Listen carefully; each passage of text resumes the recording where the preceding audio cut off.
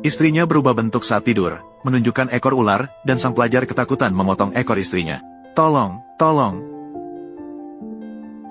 Sang pelajar mendengar seseorang berteriak minta tolong, berlari ke sana dan menemukan seorang wanita terjatuh ke dalam perangkap pemburu.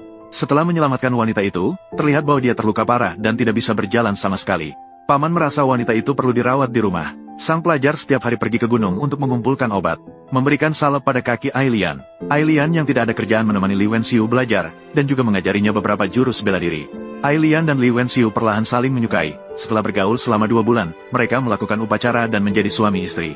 Suatu hari, Li Wenxiu membuka matanya dan terkejut. Rumah Reyot yang dulu telah berubah menjadi sebuah rumah mewah yang megah.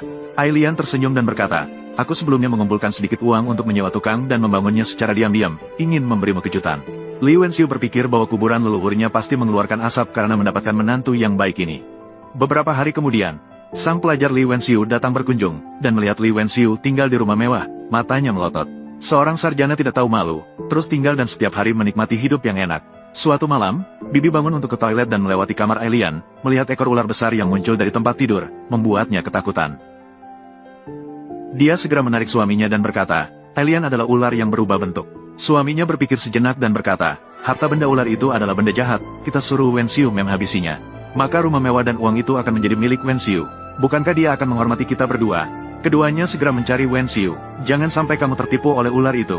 Dia ingin menyerap energi positifmu, cepat habisi dia. Li Wenxiu juga takut pada makhluk gaib. Dia mengambil pisau dapur dan berlari ke dalam rumah. Ternyata, Ailian terbaring di tempat tidur, dengan ekor besar terlihat, mengangkat pisau dan siap memotong asisten pria. Aku sudah begitu baik padamu, dan kamu malah percaya pada orang lain untuk menghabisiku. Makhluk gaib tidak banyak bicara. Dia mengayunkan pisau dan memotong sebagian ekor istrinya. Ailian berteriak kesakitan. Dia berubah menjadi cahaya bersih dan menghilang. Rumah mewah itu tiba-tiba terbakar dan seketika menjadi puing-puing. Setelah membangun rumah mewah, tidak ada uang lagi dan tidak bisa mendapatkan apa-apa. Dia mengemas barang-barang lama dan pergi.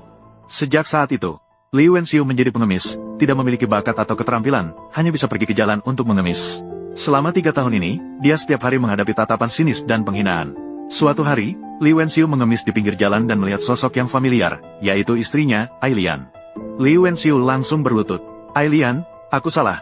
Aku seharusnya tidak mendengarkan omong kosong dari penilai, tidak seharusnya melukaimu. Maafkan aku. Ailian menghela napas. Dia sebenarnya adalah dewa ular dari Gunung Lao, yang telah berlatih selama 500 tahun untuk menjadi manusia. Hari itu diselamatkan oleh Li Wenxiu. Dia merasa suka dan memutuskan untuk tinggal. Meskipun hatinya telah terluka olehnya, tetapi melihatnya dalam keadaan terpuruk, dia akhirnya merasa iba. Bangkitlah, aku akan membantumu sekali lagi. Ailian membawa Li Wenxiu ke kaki Gunung Lao, mencari sebuah rumah kecil. Menyiapkan tinta, kuas,